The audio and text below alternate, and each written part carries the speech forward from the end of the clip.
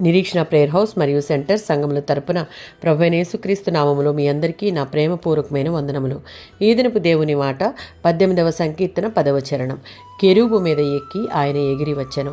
నిర్గమకాండం 25వ అధ్యాయం 18 నుంచి 20 వచనాలలో పవిత్ర స్థలాన్ని అతి పవిత్ర స్థలాన్ని వేరు చేసే తెర మీద కెరూబుల నగిషి పని చేశారు. ఈ కెరూబులు దేవుని పవిత్రత మహిమకు గుర్తులు. యెహెజ్కేలు గ్రంథం 1వ అధ్యాయం 5 నుంచి 14 వచనాలలో కెరూబులకు 4 ముఖాలున్నాయి. ఈ ముఖాలు భూమిపైని జంతువులన్నిటికీ మనుషులందరికీ ప్రతినిధులుగా ఉన్నాయి. కెరూబు ఆకారం మనిషి ఆకారంలాగా ఉంది.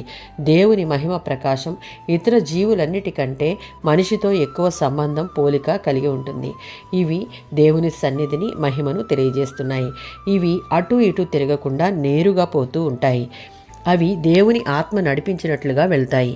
వాటి కదలిక మెరుపు తీగల్లాగా ఉంది. కెరూబులు దేవుని సంకల్పాన్ని ఎంత వేగంగా నెరవేరుస్తాయో దానికి ఇది సూచన. వాటికి జంకు, ఆలస్యం, తడబాటు లేవు. వాటికి అంతటా కళ్ళు ఉంటాయి.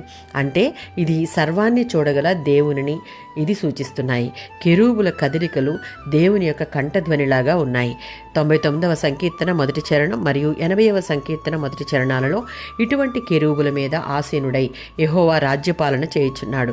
సర్వలోకాన్ని ఆయన చూస్తున్నాడు. దైవికమైన కాపుదలను కోల్పోయి బయట వారి దౌర్జన్యాలకు బలి అయిన ప్రజలు పశ్చాత్తాప హృదయంతో దేవునికి ఎలుగెత్తి మొరపెట్టినప్పుడు ఆయన ముఖ కాంతిని వారిపై ప్రకాశించమని, వారికున్న ప్రతి విపత్కర దుఃఖకరమైన పరిస్థితులను మార్చమని ఆయనను పాదాలను ఆశ్రయించి విజ్ఞాపన చేస్తే వాటిని విని తన ప్రజలకు సంపూర్ణ జీవాన్ని, శక్తిని, కాపుదలను ఇచ్చుటకు కెరూబుల మీద ఎక్కి వస్తాడు. ఆమేన్.